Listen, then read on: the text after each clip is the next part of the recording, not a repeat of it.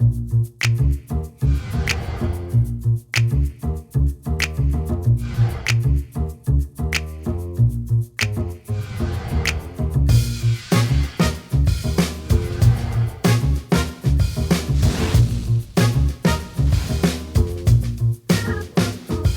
and welcome to another episode of Z UnKut Community Views, the podcast where we promise to give it to you just like we get it. We're going to give it to you uncut, and we're going to give it to you straight. You're not going to see this on Channel 10, Channel 3, or Channel 13. I promise you that.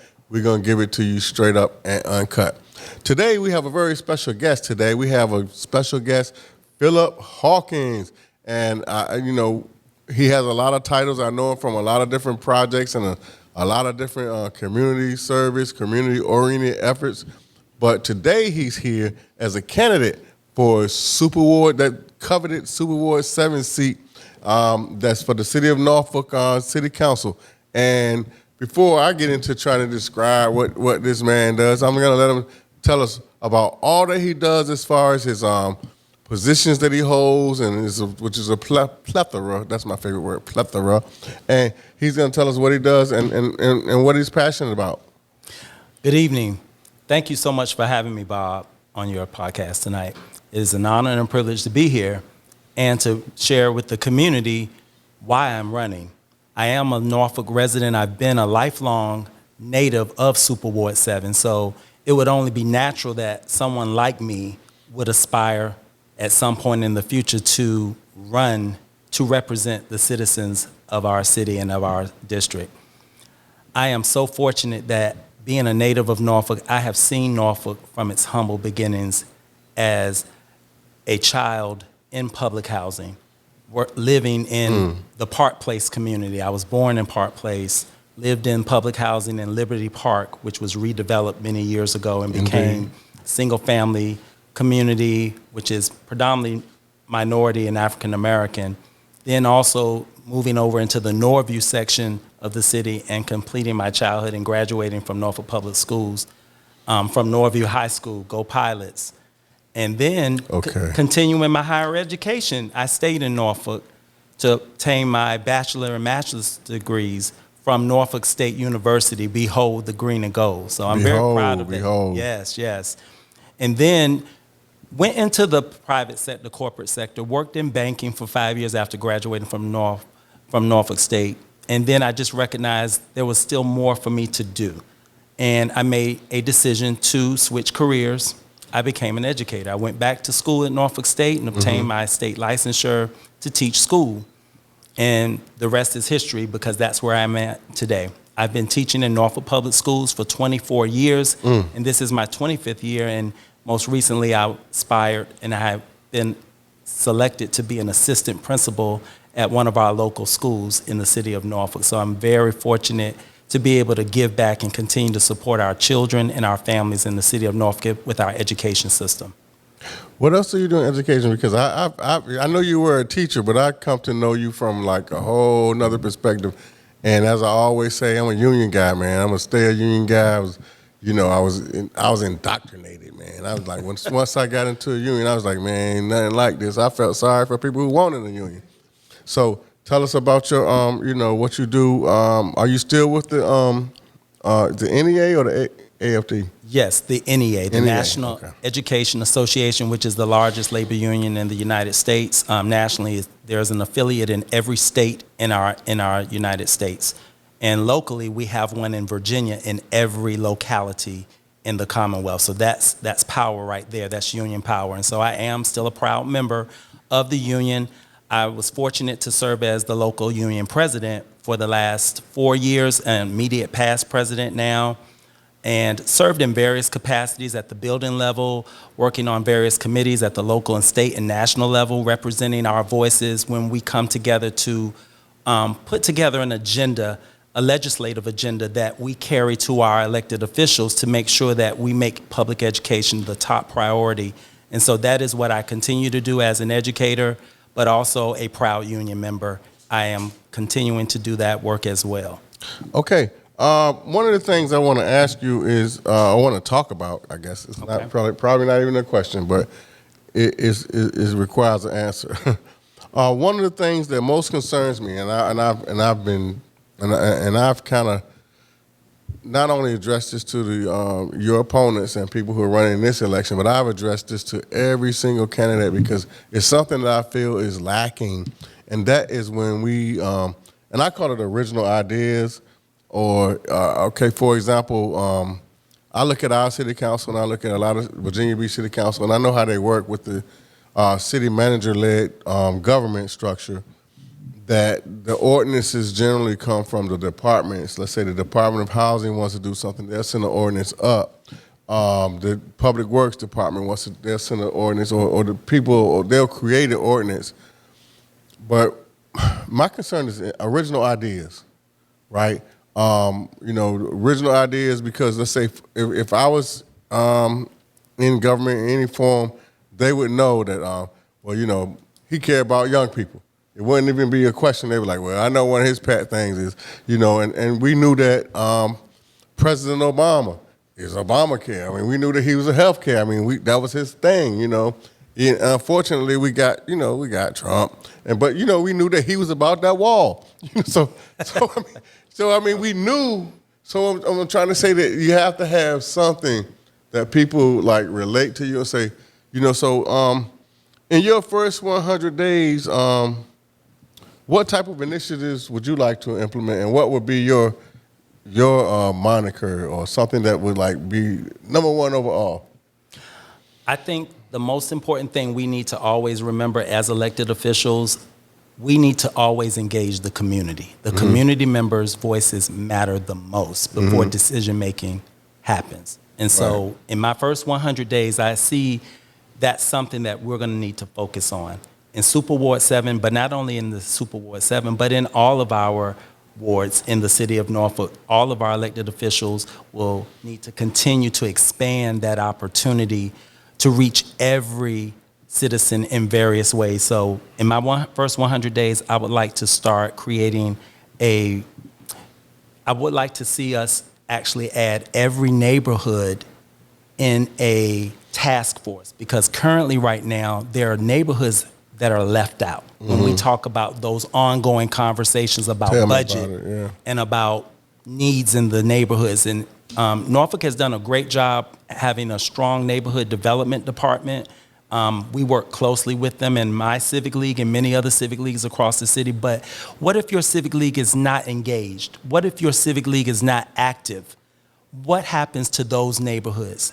The voices aren't heard. Right. And so I, as an elected official for Super Ward 7 council member, I will elect to bring that change, that we will reach out to every neighborhood, not wait just for a civic organization, whether if it's active or inactive. We need to pursue that and have consistency with meeting with those stakeholders, not just when we just want to check a box for the budget, or in response to an issue where they want to just say they've had community engagement so they can count it and say they've done it.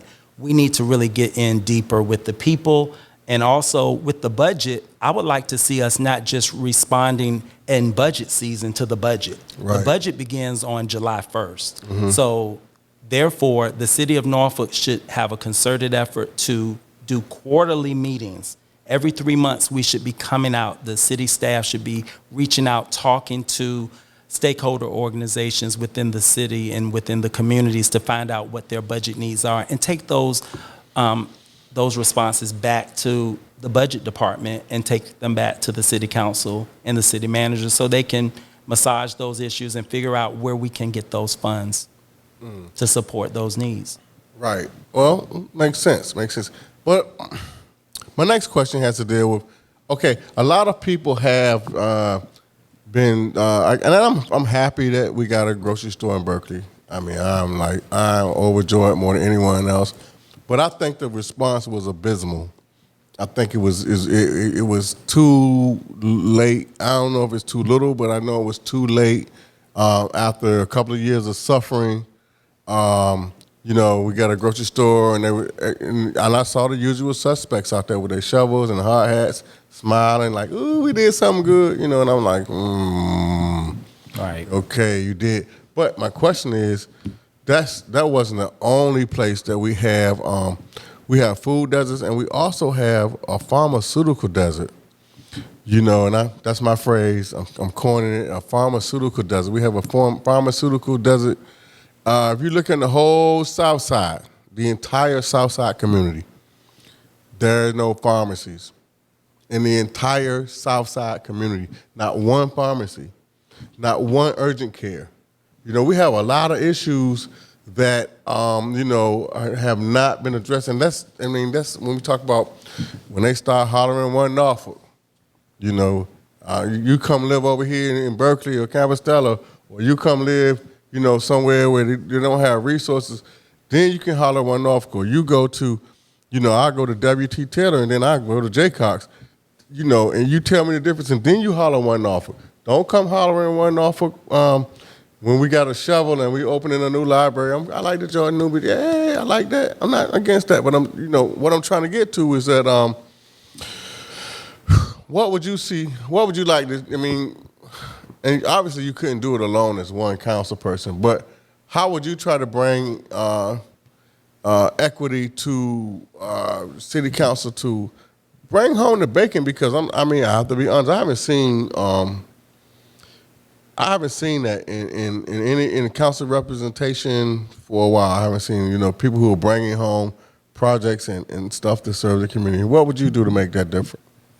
Well, what I would do, first of all, we need to go back and find the local people in our communities who are in these industries who can help support small businesses and organizations, nonprofit organizations. We have minority doctors in our local city, in our local health systems, who are running private practices, whether they're dentist offices, that we have health practices for doctors, and we have pharmacies.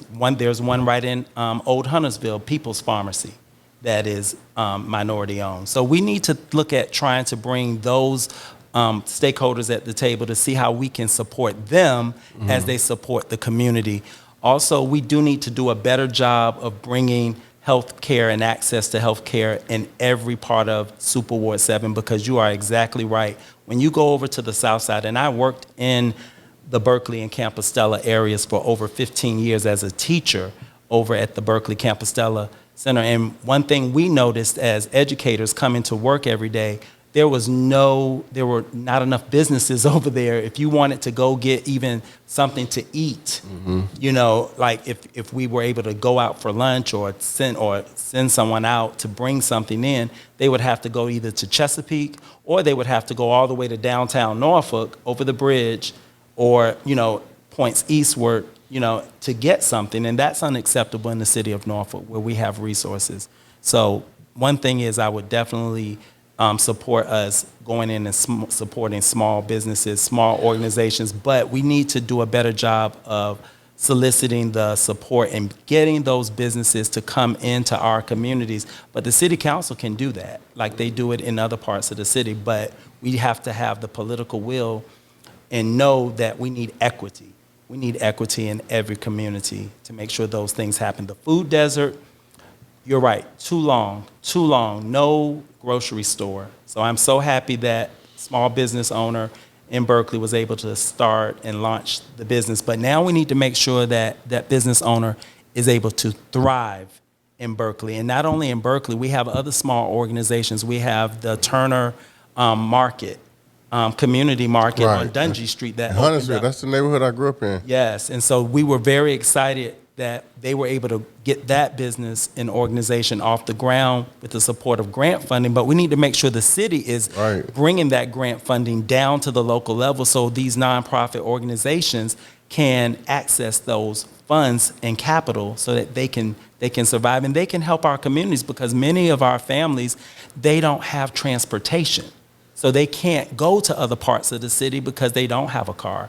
And they can't rely on HRT because HRT service is not consistent in terms of access. So we have a lot of work cut out for us, but I believe when we come together and we build consensus, I believe the council they know what needs to happen, they just need to move into action. And that's what I would like to do. Okay, well, let's. I guess for this election, let's just address the political elephant that's in the room. Okay. You know,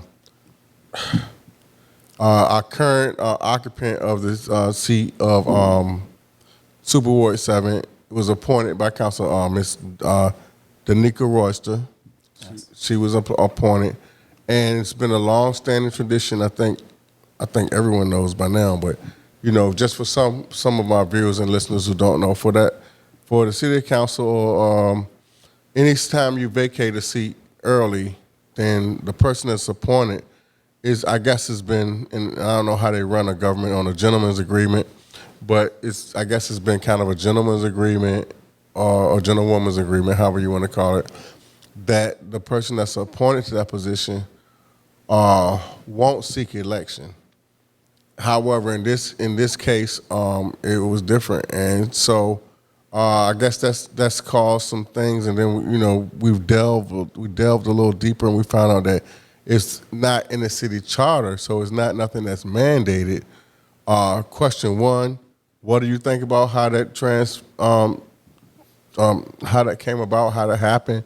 Question two: would you support a change in the city charter to make that language abundantly clear that if you are an interim appointment by the city council, that you cannot seek election for that seat? And so tell us what your thoughts are, Mr. Hawkins. Well, my thoughts are, I watched that meeting in January. I was very shocked and disappointed. Let me say, I was at home watching it. There were 3 candidates who were brought before the public to be interviewed publicly for the appointment. And as you stated, the history of how it was handled before was that the appointed member for a vacated seat would not run for that upcoming special election. They could run possibly in a future election cycle, but Right. not the immediate cycle due to the needs of the community and the city to continue the work until such time the people elect their council representative. And so I was disappointed with the actions of the city council as a whole. I Right. was. And because of the way business is conducted, it had to be done, or it was done in closed session when they take the vote. So you don't know who voted what, but they come out and just say, this is who the city council appointed, which there were 2 candidates who, very fine citizens who have committed their lives to public service for many years. I felt like one of them should have been selected because neither one of them wanted to be elected. They wanted to just serve the city as they've done in years past in various capacities. So Norfolk got it wrong. I'm just going to say it. Yep. But you haven't heard me say it a lot because at the end of the day, I am about the people's agenda. Now, if the citizens make this an issue, yes, I will support, and I personally do support changing language, putting language in the city charter, and the council can do that without any actions on the citizens, except if the citizens ask. Go to city council meeting, email your city council members, let them know publicly how you feel about that issue, make it a direct request. And that's what I'm asking all of the citizens to do, even after this election cycle is over, because this will happen again. There is no guarantee that a council member can complete a term for whatever reason. And if they cannot, we need to have a system in place that ensures fairness and making sure that all candidates who are running for an upcoming election get equal opportunity to run and not have, I think when you are presumed to be an incumbent, but you weren't elected, that's problematic. It's an advantage. That's very problematic because most citizens do not understand when they see someone sitting in a seat, they're thinking, oh, they're the incumbent. But no, they were the appointed incumbent. Let's be clear, not elected by the people. So that is precisely why in January, some people contacted me and said, Mr. Hawkins, I thought you were going to run or you were going to apply. I said, no, my intention was never to apply. And I had contacted several elected officials and told them I am interested in the elected position after things changed in terms of the need to elect someone. So that is why I'm here today. I petitioned to run for this seat, and I'm running for the position. I'm not running against anyone. I'm running to be your next council member. And when we get together, we're gonna do the work together. Okay, you have been listening to Phillip Hawkins, candidate for Super Ward 7 City Council seat in the Mermaid City, the city of Norfolk, Virginia. We're going to go take a moment to take care of some of our sponsors, let them have their say, and we'll be right back at you. I'm Hala Ayala. My story is a Virginia story. Night shifts, minimum wage, pregnant, with no health care. But with a little help and a lot of hard work, I built a career and a middle-class life. So when I got to Richmond, I made it my mission to ensure hardworking Virginians have that same opportunity. As Lieutenant Governor, I'll build on that record to attract more good-paying jobs so every family thrives.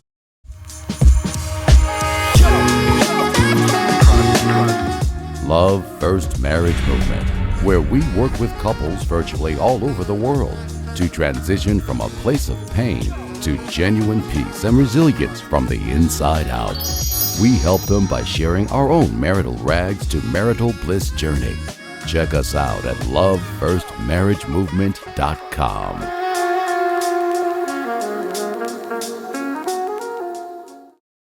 I look at the issues facing our city through the lens of equity and social justice. Hello, I'm Danica Royster, Norfolk City Councilwoman, Super Ward 7. I represent a new generation of leadership of Norfolk, a new voice, a new energy to tackle the tough issues we're facing, like gun violence, affordable housing, job creation, and helping our youth become productive citizens. Committed, compassionate service that is accountable, prudent, and transparent. Vote on November 2nd, Danica Royster for Norfolk City Council, Super Ward 7. Welcome to Comedic Services, LLC. We provide supportive in-home and residential group home services in the Hampton Roads area, including Williamsburg, Franklin, Zuni, Joanno, and Southampton County. Our offices are located at 2428 Almeida Avenue, Suite 170 in Norfolk, Virginia, and at 601 North Mechanic Street in Franklin, Virginia. Comedic Services, LLC is a commission on accreditation of rehabilitation facilities, CARF, accredited service. Our motto is fostering a culture of service and advocacy for humanity.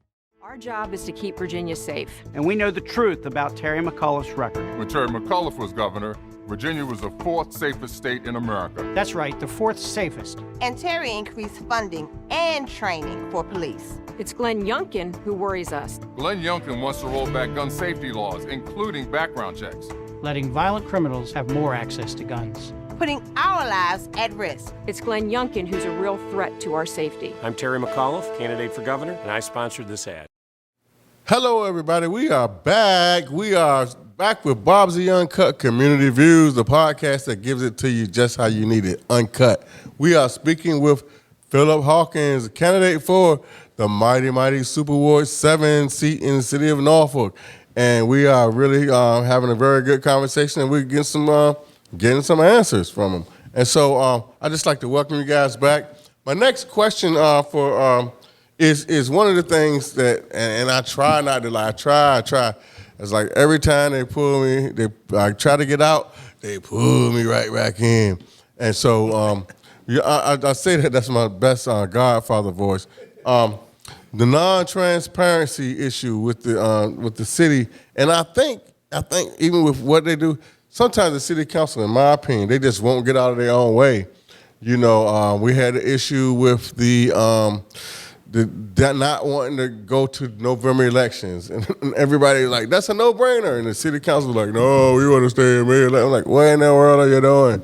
You know, and so we have other issues even with the way that the boards and commissions, is appointed, and it's kind of like back smoky room deals, and and if you have to actually go through and apply with your resume, and then the city council members have to say yay or nay on you. It has nothing to do with your qualifications at all, and I think that's appalling. I mean, as a person, you know, I get up here and I berate some of the policies and stuff, but nobody can question whether I have love for this city. So, I mean, you know, I'm clean on that. So you can't say that.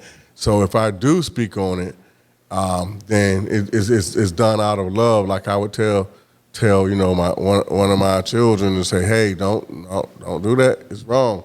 And so the question, now that my rant is over, the question is, how do you feel about the transparency that's coming from the council now? Do you feel like, you know, what do you agree with it, or how would you just address the overall issue of transparency in a lot of things that they do?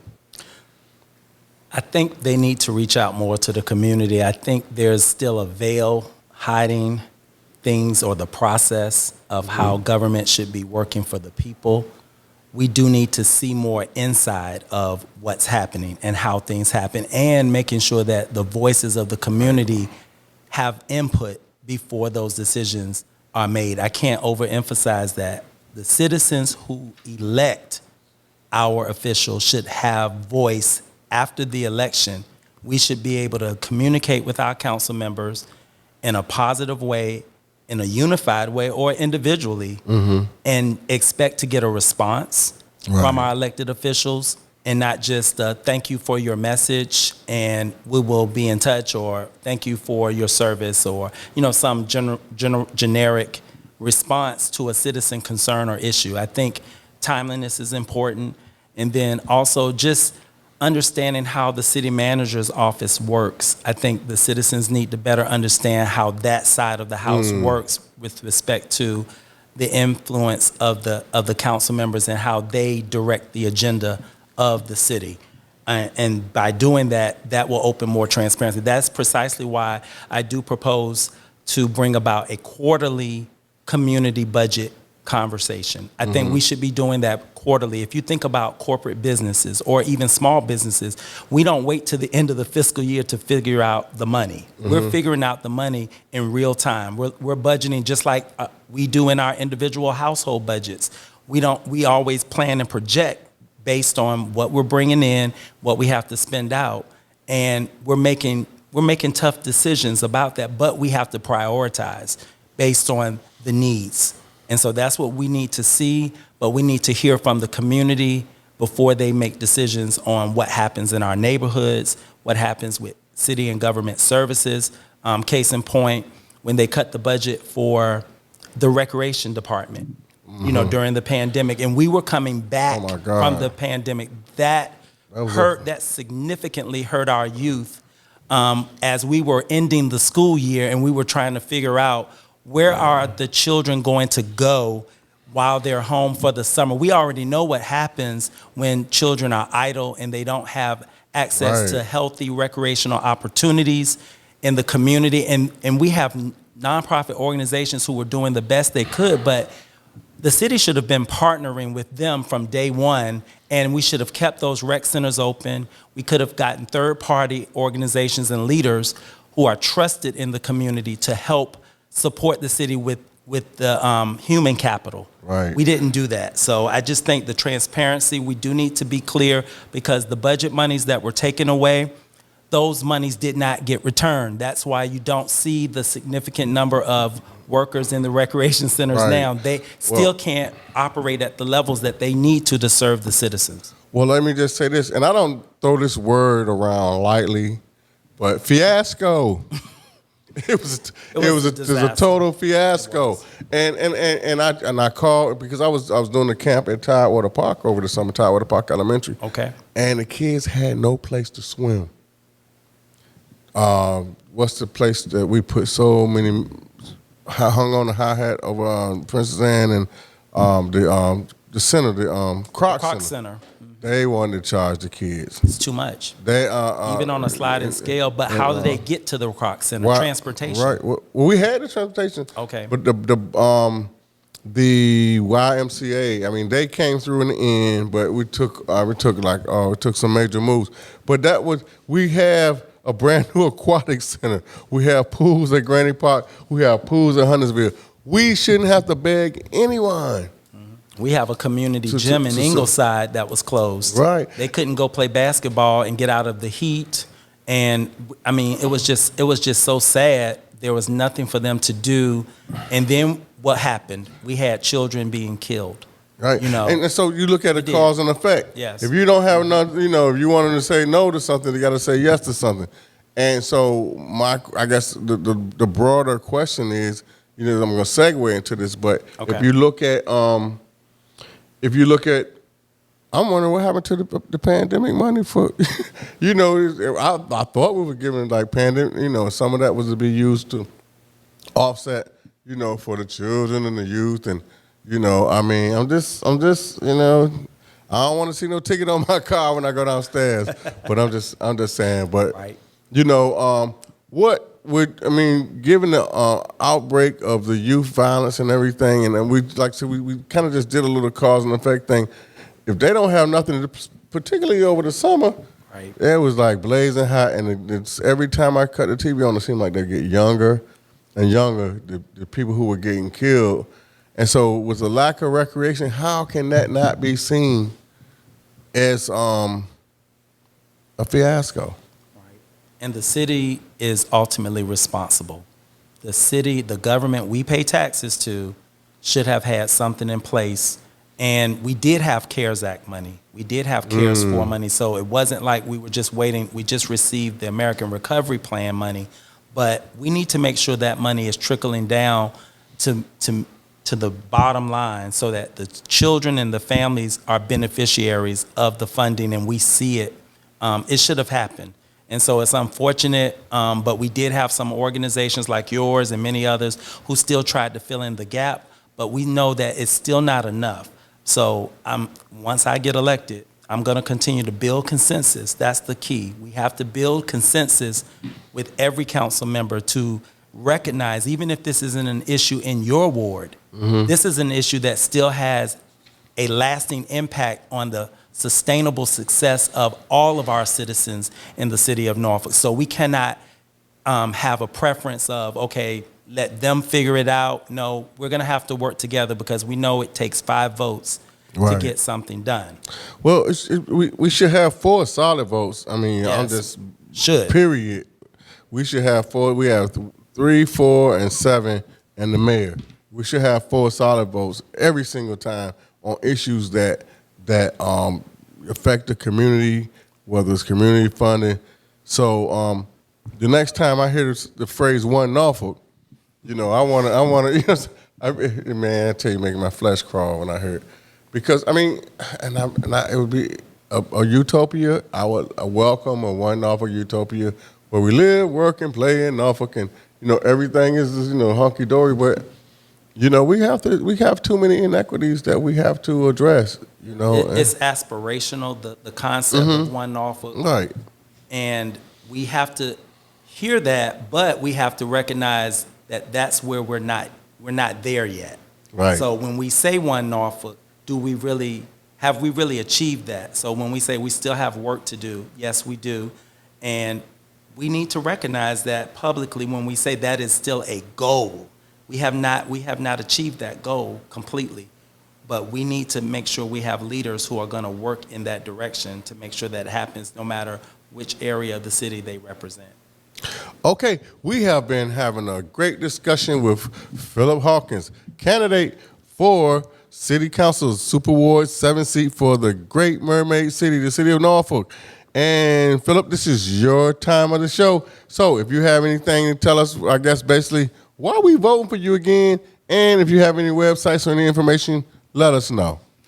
Well, thank you, Bob, for having me tonight. I really enjoyed this opportunity to have an open, courageous conversation, many more conversations that we need to have because, of course, we can't cover every issue. Oh, man. And there are a plethora, 2 days, of issues, right? And so I pledge to bring those issues back to the community, to be open and accessible and available to all of you, to listen to you, number one, because as an elected official, we have to recognize that those we elect, we entrust them to lead, but we have to recognize that they're people, they're citizens just like everyone else. So they have to be willing to listen and to engage and to be able to communicate with the people so that the right outcomes happen for the city. So I am running for Norfolk City Council. I am a lifelong citizen of Norfolk. I am a proven leader. You can go and check my record. You can see that I've been doing this work for many years as an educator, as a part of the business and the economy, working in the private sector, also working in our public schools, a union leader, a civic leader.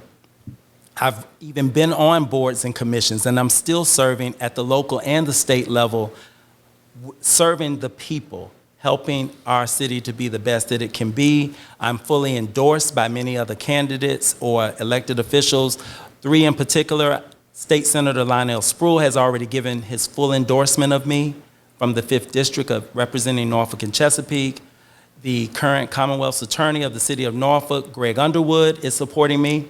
And then also, Mr. Ramin Fadehi, our upcoming and new Commonwealth's Attorney for the City of Norfolk. So that's going to help build that bridge when we talk about moving in the right direction, moving Norfolk forward. And that's what I plan to do. So on November 2nd, or early voting, because it's also expanded, satellite precincts are open now. Get out and vote for me, Phillip Hawkins Jr. I will be number 2 on the ballot, but make me your first choice. You can go find information to contact me at www.hawkins4ward7.com. That's Hawkins, F-O-R, ward7.com. Or you can call me or text me directly. My number has been public for many years, 757-404-6718, or email me at Hawkins4 Norfolk City Council at gmail.com so that we can have more conversations before you make your informed decision on who your choice will be. Thank you. Okay, well, thanks again for tuning in. We have been speaking with and having a great conversation with Phillip Hawkins, candidate for Super Ward 7 seat in the city of Norfolk for Norfolk City Council. If you haven't already voted, make sure you get out and vote on November the 2nd. We're going to see you on the other side. Have a great day. Peace. And we out.